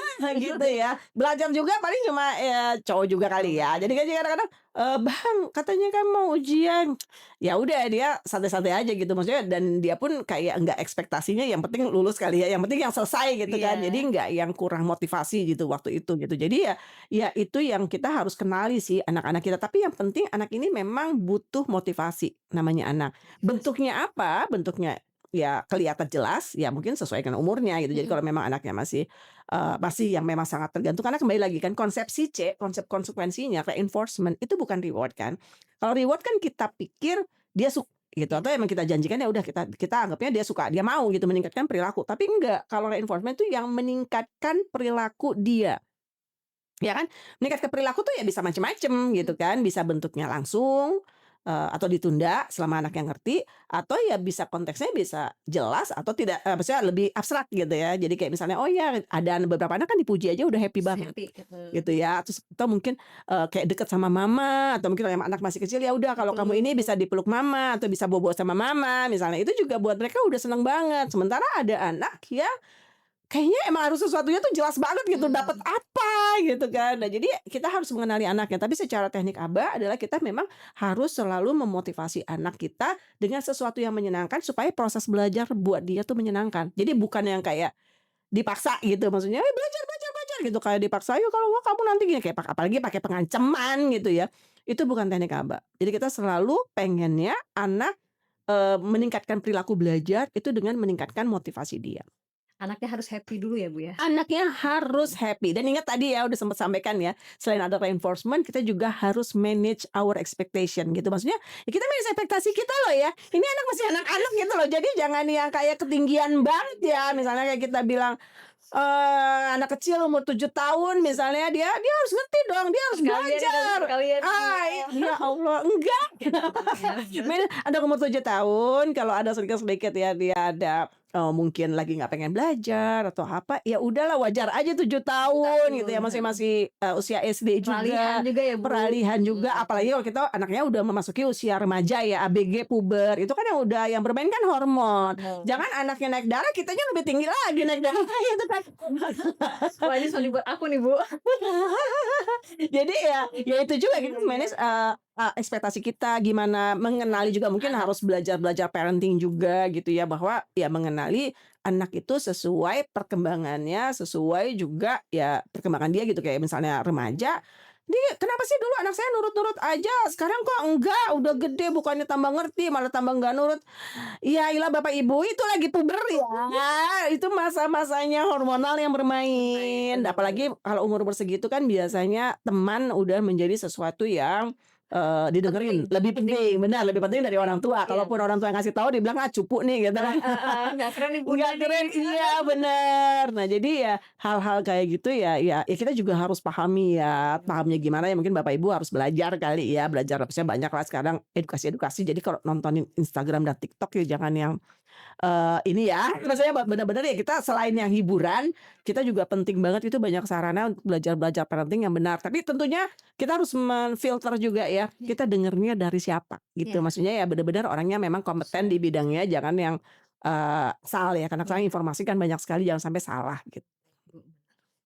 Terima kasih Tuh Bu salah ya. satunya tuh, tapi penerapan teori, teknik ABA mah banyak banget lah dalam kehidupan sehari-hari gitu, apapun yang kita lakukan, apapun perilaku karena ABA itu kan mengajarkan perilaku ya, namanya kita hidup ya berperilaku lah ya, berbehavior. Nah itu kan ya semuanya ya sangat, ya apa yang kita lakukan adalah perilaku gitu, jadi ya penting banget. Bu, jadi Bu, setiap perilaku itu pasti ada tujuannya ya Bu ya, Ya. dan, apa namanya, kita pun juga harus memahami sebagai orang tua. Terus Bu ini, Ibu bisa untuk memudahkan pemahaman kita Bu, Ibu bisa memberikan satu contoh studi kasus nggak? Studi kasus untuk Untuk ABA? misalnya untuk Iya ABA, untuk, studi kasus yang untuk orang tuanya atau iya, gimana? Jadi sebetulnya ABA sendiri ini, banyak kasus yang yang dari pengalaman saya ya, iya Bu, yang mungkin heeh, berhadapan dengan anak-anak yang tipikal lah ya gitu ya. Jadi kita juga sebetulnya saya kan juga punya center ya, center itu ya untuk menangani perilaku gitu kan. Kita juga ada kerjasama dengan sebuah sekolah gitu yang memang, kesulitan dalam menghadapi anak-anak didiknya gitu ya. Jadi mmm, anak TK, anak SD yang ya mungkin secara kognitif sih lumayan, maksudnya oke lah gitu, nggak ada masalah, tapi mereka kesulitan dalam menangani perilakunya gitu kan. Dan, tim kita observasi. Jadi kalau ABA itu memang kita bermainnya kan aplikatif ya. Jadi bermain ya benar-benar kita datang ke sekolah, langsung kita amatin, kita ngajarin, kita bikin planning, kita ambil gitu, 4 fungsi perilakunya tadi, fungsi perilaku. Jadi kembali lagi yang namanya perilaku tuh nggak ada yang gratis ya, iya, selalu ada anak-anak tuh ada sebab kenapa dia melakukan itu. Itu yang kita analisa gitu, kita cari, kita lakukan yang namanya functional behavior assessment gitu ya. Kita cari kenapa anak melakukan itu, dan kita juga memberikan saran-saran. Jadi, berdasarkan analisa kita, observasi terhadap anak si A misalnya, ini dia melakukan perkara ini gara-gara apa, fungsinya apa, penanganannya kayak gimana gitu ya. Nah itu yang kita sampaikan ke gurunya. Jadi orang tua juga harus paham bahwa enggak semata-mata jadi tapi yang seringkali saya melihatnya miris kan seringkali dalam sekolah tersebut kan saya harus berkomunikasi dengan orang tuanya juga gitu iya, kan sebagai, jembatan menjelaskan kepada orang tua bahwa hal-hal ada beberapa yang sebetulnya kita dengan penanganan umum aja ya udah langsung solve aja gitu. Tapi ada beberapa yang kalau kita nggak ngomong sama orang tuanya tuh nggak akan bisa selesai gitu. Karena kan yang namanya perilaku itu kan nggak cuma di sekolah gitu. Pasti ada apa ya, maksudnya ada andil ya sangat besar malah dari parenting di rumah gitu kan. Jadi hal-hal tersebut yang kita coba sampaikan ke orang tua gitu. Tapi seringkali ya banyak orang tua yang kayak denial, menolak. "Nah saya nggak apa-apa kok di rumah baik-baik aja," gitu kan. Eee, ya mungkin, bisa jadi di rumah tidak ada sesuatu yang men-trigger-nya bisa jadi gitu, atau ya mungkin ya memang nggak muncul di rumah karena kan ya lingkungannya berbeda gitu ya. mhm, Sementara ini di sekolah, di di sekolah, mana beberapa orang tua seringkali yang saya amati adalah kalau di rumah itu karena nggak ada aturan, maksudnya bebas anaknya gitu. iya Nggak ada perubahan behavior ya nggak ada orang anaknya ibaratnya suka-suka dia iya, gitu ya. betul betul, Tapi kalau yang namanya di sekolah kan nggak bisa gitu. Maksudnya ada aturannya, kapan dia main, kapan dia belajar, belajar harus gimana, gimana dia sharing sama temennya, gimana dia misalnya harus nunggu dan sebagainya gitu kan. Banyak mhm, aturan, iya ya iya, kan. Nah beberapa anak karena perilaku di rumahnya bebas-bebas saja, tentu menemui kesulitan di pada saat sekolah, dia di sekolah, harus mengikuti aturan, nurut kata guru, terus kemudian ya dengan teman-temannya harus sharing ya namanya sekolah kan emang berbagi berbagi sama sharing ya sama bersama ini, teman-teman ya dalam mhm, konteks apapun gitu. Nah, menemui kesulitan. Nah, disitulah ya kita mencoba menganalisa, kita ngasih tahu orang tuanya, tapi ya seringkali orang tua suka menganggap sepele, dipikirnya kalau anak saya rapotnya bagus, maksudnya IQ-nya semua juga bagus, tinggi, rapotnya nggak ada masalah, bener rapotnya bener bagus bener kok nggak bener, pernah remet. Mereka tuh nganggapnya bahwa ya udah itu namanya anak, kenakalan anak itu normal gitu. Padahal kenakalan anak kan enggak, ya ada yang konteksnya normal ya. Tapi kan kalau yang namanya guru kan menghadapi populasi anak dengan usianya mirip gitu ya. Jadi kan guru juga bisa membedakan mana yang memang kenakalan ya, maksudnya ya tingkah normal, perilaku normal, atau ya perilaku yang itu nih udah over loh untuk umur segitu. Misalnya harusnya dia udah bisa ngikutin aturan lebih baik, tapi dia kayak nggak mau misalnya kayak gitu kan. Nah itu kan ya makanya kita harus mendengarkan dari Pendidik. profesional pendidiknya yang melihat kita yang menilai, mungkin yang saya perlu sampaikan, yang menilai itu orang lain loh, bukan kita gitu. Jadi misalnya kalau misalnya orang tua merasa enggak, saya udah mendidiknya biasa aja, anak saya nggak pernah ada masalah gitu ya di rumah gitu ya.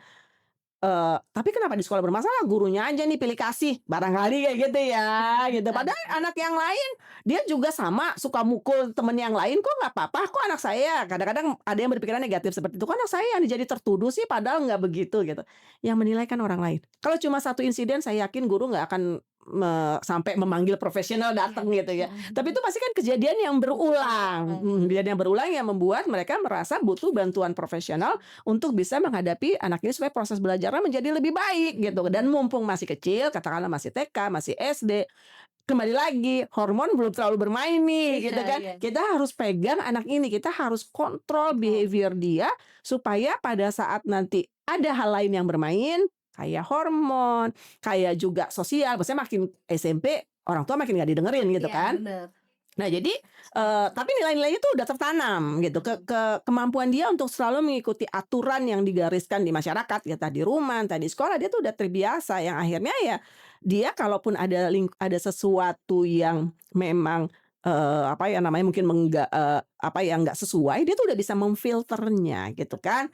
Nah kalau nggak bisa gimana? Nah itu sih sebetulnya kesulitan-kesulitan yang kita temui sih. Tapi kalau selama orang tuanya kooperatif, umumnya sih ya masalah-masalah itu terselesaikan gitu. Jadi ABA sekali lagi walaupun awalnya dibawa dunia kebutuhan khusus, tapi tidak melulu urusan kebutuhan khusus. Jadi kita juga bahkan kalau di Amerika itu juga udah mulai di sekolah itu ada behavior analisnya, benar, yang bisa lebih mempelajari Karakter anak. betul perilaku-perilaku mereka, kenapa-kenapanya. Jadi mungkin kenapa sih dulu nggak ada gitu. Iya. Mungkin kebutuhannya juga belum ada. Dulu kan informasi cuma datangnya dari ya itu tadi ya, Iya, lingkungan yang sangat terbatas. Nah sekarang perilaku datangnya dari mana-mana dengan hambatan-hambatan yang satu tadi cerita. Tentu agak berbeda nih perkembangan mereka dibanding zaman-zaman saya masih kecil Iya. gitu misalnya. Jadi itu, masukan buat sekolah juga ya, Bu, ya, biar terapi ABA ini juga harus berkesinambungan dengan guru BK ya, Bu? Iya, jadi Mhm. sebetulnya sih nggak selalu dalam konteks terapi ya. Mungkin kalau untuk populasi yang kayak anak-anak tipikal yang di sekolah, nggak jatuhnya nggak ke terapi sih. Jadi kita lebih kepada kayak ngasih tahu lah Kasih mungkin, tahu tips-tipsnya tipsnya. gimana menghadapi anak-anak ini. Kalau memang ternyata dari pengamatan kita, dari observasi kita memang ada keterlambatan di beberapa anak yang tadi saya sebutkan bermasalah di sekolah, memang ada beberapa yang mungkin ada hambatan seperti oke lah dia ngomongnya lancar, tapi lancarnya tuh nggak sesuai dengan umurnya, Umurnya. gitu kan. Atau mungkin dia ada beberapa anak yang sosialisasinya nggak terlalu bagus ya, dengan alasan apapun, misalnya dengan bisa jadi karena COVID, bisa jadi juga karena ya dia nggak pernah kayak berbagi karena dia anak sendiri, COVID pula gitu ya. Iya. Atau bisa jadi ya memang ada gangguan-gangguan lain gitu diagnosa. Nah, hal-hal tersebut kalau memang diperlukan kita baru melakukan terapinya. Tapi kalau enggak sih sebetulnya dengan tips-tips perilaku sih sebetulnya banyak yang sudah bisa berperilaku baik gitu. Baik, Bu. Terus, Bu, tadi kan Ibu, menceritakan kalau, pada saat studi kasus menemukan seorang anak yang mungkin ada bermasalah sehingga diinfokan ke orang tuanya dan orang tuanya menolak. Mhm. Ini kan hal tidak tertutup kemungkinan terjadi pada kita ya, Bu, ya. Iya.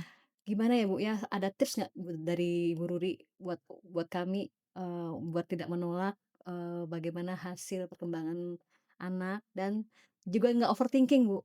Kadang-kadang kan, kita dapat info dari sekolah, "Bu, anaknya gini gini gini gini gini." Waduh, kok akhirnya jadi mikir tuh, Bu, Mhm semalaman mhm tuh nggak mhm. fokus Iya iya mikirin iya iya anak. iya. Pengalaman ya, Bu, ya. Aduh, ini kenapa ya, Mhm. gitu kan. Ada tips nggak, Bu, untuk kami, Bu? Iya, jadi kalau untuk kalau misalnya Bapak Ibu, ada yang menerima kabar begitu ya dari sekolah gitu ya, dan concern dari sekolah gitu ya, sekali lagi, itu sesuatu yang mungkin feedback yang harus diterima. Maksudnya jangan denial dulu, jangan yang kayak, "Ah, itu enggak, anak saya enggak kayak gitu sih, itu makanya lebih parah dia," gitu. Pasti akhirnya kadang-kadang kita jadi membanding gitu kan, Iya "Itu iya. kayaknya lebih nakal deh dia Mmm. dibanding anak saya," gitu ya. Enggak, yang namanya guru memberikan satu, kayak konselor gitu ya, sekolah memberikan, satu masukan kepada bapak ibu, ya berarti memang itu kejadiannya udah berulang gitu, maksudnya udah Mhm. kelihatan pattern yang nggak cuma sekali gitu. Kalau sekali kan paling dipanggil sebentar begitu didamain kalau misalnya mereka berantem gitu kan. Iya. Ya udah itu kan selesai. Tapi kalau udah kejadiannya berulang-ulang, nah itu ya biasanya baru raise concern Diinfo. ke profesional yang benar-benar kayak, "Oh ini ada masalah nih," gitu. Jadi yang pertama jangan denial dulu. Mhm. Nah terus sesudah itu ya bagaimanapun ya kita berkooperatif lah dengan pihak sekolah gitu. Karena kembali lagi satu, yang menilai itu orang lain, bukan kita. Jadi apapun yang kita lakukan, apapun yang anak kita lakukan, itu yang menilai itu orang lain yang bisa menilai apakah itu sesuai perilakunya atau enggak gitu. Mhm. Apalagi kalau guru kan profesional dan Iya. perbandingan dia adalah anak-anak seusianya gitu kan. Jadi emang udah sama nih pembandingnya gitu. Kita dengarkan, terus kemudian jangan lupa kita tentu butuh bantuan profesional gitu. Jadi kita ikuti saran gurunya, kalau memang perlu bertemu dengan psikolog atau mungkin kalau behavior analis ada ya di sekitar Bapak Ibu, itu kita juga maksudnya ya bisa membuat Bapak Ibu untuk lebih nggak overthinking. Jadi sebenarnya kenapa sih Bapak Ibu overthinking? Karena nggak ngerti. Iya. Nah, jadi kalau ngerti, kalau misalnya ya bisa bertanya tentang kondisi anaknya ke profesional yang sesuai gitu kan. Jadi tahu, "Oh, kondisi anak saya seperti ini." Kemudian belajarlah sekarang sarana informasi belajar itu di mana-mana gitu. Jadi ya silakanlah belajar ke mana-mana gitu. Maksudnya kita mendapatkan informasi yang banyak, bisa ada opinion, bisa second opinion kalau nggak puas dan sebagainya. Supaya ya kita benar-benar mendapatkan gambaran, oh anak kita tuh seperti ini gitu ya, yang tidak bias tapi benar-benar yang kayak objektif. Nah dari situlah kita kalau kita udah tahu menurut saya sih ya, kalau kita udah tahu kondisi anak kita, kalau kita udah tahu ilmunya, gimana membimbing dia dengan kita belajar kan lama-lama kita tahu ilmunya nih harusnya kayak gini gitu Mhm. ya. Ya rasanya itu kan menjadi sesuatu yang lebih menenangkan buat orang tua, betul. Kalau kita bicara kembalikan lagi ke ABA, di dalam teknik ABA, kita tuh semuanya tuh jelas. Jadi di awal kalau nih misalnya ada studi kasus anak gitu ya, masuk gitu ke kita gitu kan ada suatu masalah misalnya. Nah kita biasanya di awal tuh kita assessment dulu, assessment jadi kita lihat apa sih yang, masalahnya di mana, apakah problem behavior-nya apa, Mhm. atau kemungkinan kita juga cari skill deficit ya. Jadi kalau anak nggak bisa sesuai dengan teman yang lain, berarti ada kemampuan yang dia nggak punya, yang dia Mhm. nggak bisa. Nah, itu ya kita bisa analisa dari observasi tersebut. Nah, kalau kita di ABA itu ada tools-toolsnya gitu sih. Jadi kayak alat assessment-nya, ada alat assessment secara bahasa ada, secara sosial ada, secara emosional ada gitu ya. Jadi banyak alat assessment-nya. Nah, dari situ kan kelihatan tuh yang kurangnya apa. Nah, dari situlah kita melakukan, planning-nya gitu. Oh, kita mau ajarin ini, urutannya seperti ini dulu, gini-gini gitu ya. Nah, sesudah itu setelah beberapa bulan kita ada proses review-nya gitu. Mhm. Apakah intervensi yang kita lakukan itu memang tepat Implementasi. tepat guna atau enggak gitu, berpengaruh apa enggak gitu. Nah, dalam proses itu ya tentu kita, apa ya, kayaknya, sistemnya jadi berkesinambungan. Oke. Termasuk kembali lagi karena ini masalah perilaku, kita juga sangat mengharapkan kerjasama dari orang Orang tua. tuanya. Orang tuanya harus tahu gitu, gimana sih ngadepin anaknya, Mhm. gimana cara belajarnya, karena ya orang tua kan kembali lagi ya akan menjadi orang tuanya selamanya gitu Iya kan. iya. Nah jadi ya itu yang, teknik-teknik ABA itu yang kita juga pakai, biasanya kita pakai dalam penanganan kasus-kasus lah Kasus gitulah ini. kurang lebihnya. Baik sih. Oke. Bu Ruri, ini sebelum kita menutup acara nih Bu, ada, sesuatu yang bisa Ibu sampaikan nggak untuk pesan untuk kami sebagai orang tua, Bu? Iya, jadi gini ya, dalam penerapannya, jadi dalam parenting sebetulnya, rasanya ilmu ABA ini juga sesuatu yang cukup aplikatif ya, bisa digunakan oleh bapak ibu untuk memperkaya memperkaya cara berinteraksi dengan anak, memperkaya parenting juga buat anak. Karena kan kembali lagi kita pengennya tuh hasil akhirnya anaknya itu kan berkembang optimal, Mhm. gitu kan ya, dengan daya kognitif yang baik dan juga termasuk perilaku yang baik gitu. Jadi ya, yuk kita bisa nih belajar dengan, teknik ABA ini gitu ya. Nah kemudian berikutnya lagi, kembali lagi dalam tumbuh kembang seorang anak, kita tuh kan membutuhkan bantuan dari yang lain juga gitu. Maksudnya ya dari semuanya ya, dari semua yang berhubungan dengan anak, kayak misalnya dari di sekolah gitu ya, terus kemudian ya ayah ibunya, termasuk juga lingkungan-lingkungan sekitar. Nah rasanya kita juga harus terbuka tentang dengan pendapat orang-orang sekitar tersebut gitu. Bukan berarti jadi terbawa arus ya, jadi Iya kayak iya. "Oh anak saya katanya gini," terus jadi kita baper gitu, enggak. Tapi kita lebih kepada aware aja, karena kan ya kembali lagi, apalagi kalau kita berbicara tentang yang profesional kayak guru gitu kan, atau mungkin kata dokter misalnya karena pas kita ke dokter jadi ketahuan ada sesuatu yang agak berbeda nih Mhm. gitu. Kita open aja, open minded aja, maksudnya terima aja, karena itu adalah pendapat yang profesional gitu. Seringkali saya mendapat curhat gitu dari guru kan, kadang-kadang orang tuanya marah kalau dikasih Oh, tahu mmm, misalnya ada sesuatu yang kurang pas dengan anaknya. Banyak orang tua yang sering marah, "Enggak, anak saya nggak apa-apa," defensif dulu. Jangan, dengarkan saja. Karena kembali lagi yang menilai orang lain, apalagi profesional, tentu mereka tahu batasan-batasannya, misalnya usia gini harus bisa apa, usia gini harus bisa apa, dan mereka punya perbandingan yang selain ilmunya tentu kayak, dokter dan guru juga ada ilmu perkembangan anak, tapi kan mereka juga ada contoh yang lain gitu, mhm. maksudnya yang seumuran Perbandingannya kira-kira ya, Bu, perbandingan ya? seperti apa.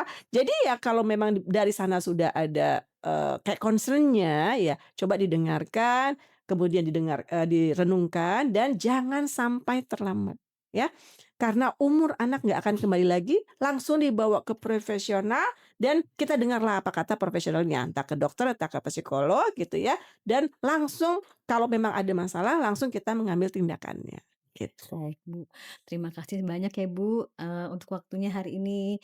Insya Allah materi yang kita bawakan hari ini sangat bermanfaat, dan semoga bisa membantu orang tua yang mungkin sangat membutuhkan untuk mengidentifikasi perilaku anaknya ya, Bu, ya. Iya, sama-sama. Terima kasih kepada audiens yang sudah menonton, podcast kita hari ini. Semoga bisa bermanfaat dan bisa diimplementasikan kepada kehidupan kita sehari-hari untuk mendukung anak-anak kita biar menjadi anak yang hebat. Sampai bertemu di episode selanjutnya di podcast Parent Talk by Yuti Daycare, bincang bareng keluarga HMC. Jangan lupa like, comment, and subscribe.